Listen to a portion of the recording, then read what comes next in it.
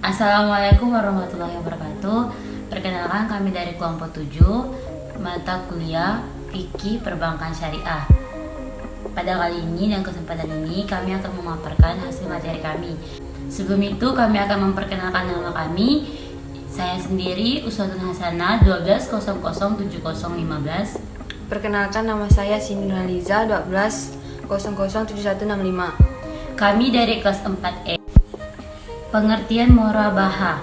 Murabaha adalah akad jual beli suatu barang di mana penjual menyebut harga jual yang berdiri atas harga pokok dan tingkat keuntungan tertentu atas barang di mana harga jual tersebut disetujui oleh pembeli.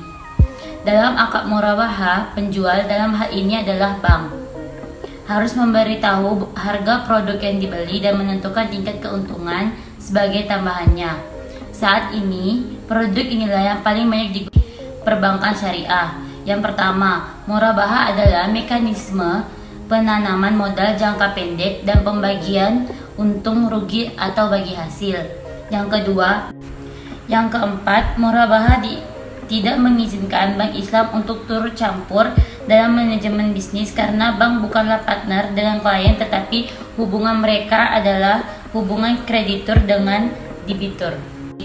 Acuan langsung kepada murabaha, meskipun murabaha termasuk dalam akad jual beli dan dalam Al-Quran dan beberapa ayat tentang jual beli, misalnya dalam surah Quran Al-Baqarah ayat 275. Namun dalam ayat tersebut tidak menjelaskan jual beli yang bagaimana atau murabaha termasuk di dalamnya atau tidak.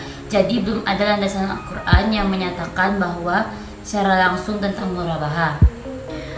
Imam Syafi'i tanpa bermaksud untuk membela pandangannya mengatakan, jika seseorang menunjukkan komoditas kepada seseorang dan mengatakan, kamu beli untukku, aku akan memberikanmu keuntungan begini-begini. Kemudian orang itu membelinya, maka transaksi itu sah. Ulama Hanafi Marghinani membenarkan berdasarkan kondisi penting bagi validitas penjual di dalamnya dan juga manusia sangat membutuhkannya. Ulama Syafi'i Nawawi secara sederhana mengungkapkan bahwa penjual murabaha sah menurut hukum tanpa bantahan. Selanjutnya akan saya sampaikan kepada Sindi Nurhaliza. Kepada sini saya persilakan. Rukun dan syarat murabaha. Adapun rukun murabaha, dapat pula syarat-syarat murabaha sebagai berikut. Yang pertama, syarat yang berakad, baidu dan mustari, cakap hukum dan tidak dalam keadaan terpaksa. Yang kedua, barang yang diperjualbelikan tidak termasuk barang haram. Pernyataan serah terima ijab qabul harus jelas dengan menyebutkan secara spesifik. Kaidah-kaidah dalam mudarabah. Yang pertama, ia harus digunakan untuk barang-barang yang halal. Yang kedua, biaya aktual dari barang-barang yang akan diperjualbelikan harus diketahui oleh pembeli. Yang ketiga, harus ada kesepakatan dari kedua belah pihak, pembeli dan penjual atas harga jual. Jika ada perselisihan atas harga pokok, penjual pembeli mempunyai hak untuk menghentikan dan membatalkan perjanjian. Yang kelima, jika barang yang dijual tersebut dibeli dari pihak ketiga, maka perjanjian jual beli yang dengan pihak pertama tersebut harus sah menurut syariah. Yang keenam, murabaha memegang kedudukan kunci nomor 2 setelah prinsip bagi hasil dalam bank Islam. Ia akan dapat diterapkan dalam pembiayaan penggandaan barang dan pembiayaan pengeluaran letter of credit atau LC. Yang ketujuh, murabaha akan lebih berguna sekali bagi seseorang membutuhkan barang secara mendesak tetapi keuntungan dana pada saat itu ia kekurangan likuiditas. Selanjutnya akan diterapkan murabaha menurut Fatwa Dewan Syariah Nasional DSN nomor 4/DSN strip MUI strip 4 strip 2000. Ketentuan umum murabaha dalam bank syariah. Yang pertama, bank dan nasabah harus melakukan akad murabaha yang berbasis riba. Yang kedua, barang yang diperjualbelikan tidak diharamkan oleh syariat Islam. Yang ketiga, bank pembiayaan sebagai atau seluruh harga pembeli barang yang telah disepakati kualifikasinya.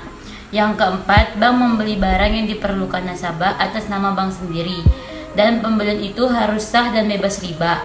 Yang kelima, bank harus menyampaikan semua hal yang berkaitan dengan, misalnya jika pembelian dilakukan secara utang. Yang keenam, bank kemudian menjual barang tersebut kepada nasabah dengan harga jual senilai harga beli serta keuntungannya. Yang ketujuh, nasabah membiayai harga barang yang telah disepakati tersebut pada jangka waktu tertentu yang telah disepakati. Yang kedelapan, untuk mencegah terjadinya penyalahgunaan atau kerusakan akad tersebut, pihak bank dapat mengadakan perjanjian khusus dengan nasabah. Yang kesembilan, jika bank hendak mewakilkan kepada nasabah untuk membeli barang dari pihak ketiga, akad wakalah, akad jual beli murabaha harus dilakukan secara prinsip dan hak milik bank. Yang ke B, ketentuan murabaha kepada nasabah. Yang pertama, nasabah mengajukan permohonan dan janji pembelian suatu barang atau aset kepada bank. Yang kedua, jika bank menerima permohonan tersebut, ia harus membeli janji yang telah disepakati. Yang keempat, dalam jual beli ini, bank diperbolehkan meminta nasabah untuk membiayai uang muka saat menandatangani kesepakatan awal pemesanan. Yang kelima, jika nasabah kemudian menolak membeli barang tersebut, biaya real bank harus dibiayai dari uang muka tersebut. Jika uang muka kurang dari kerugian yang harus ditanggung oleh bank, bank dapat meminta kembali sisa kerugiannya kepada nasabah. C. Ketentuan jaminan dalam murabaha. Yang pertama, jaminan dalam murabaha dibolehkan agar nasabah serius dengan pesanannya. Yang kedua, bank dapat meminta nasabah untuk.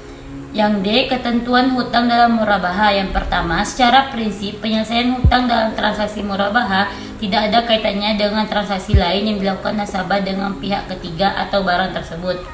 Yang kedua, jika nasabah menjual barang tersebut sebelum masa angsuran berakhir, ia tidak wajib segera melunasinya seluruh angsurannya. Yang ketiga, jika penjualan barang tersebut menyebabkan kerugian, nasabah tetap harus menyelesaikan hutangnya dengan kesepakatan awal. Yang terakhir, ketentuan penundaan pembayaran dalam murabaha.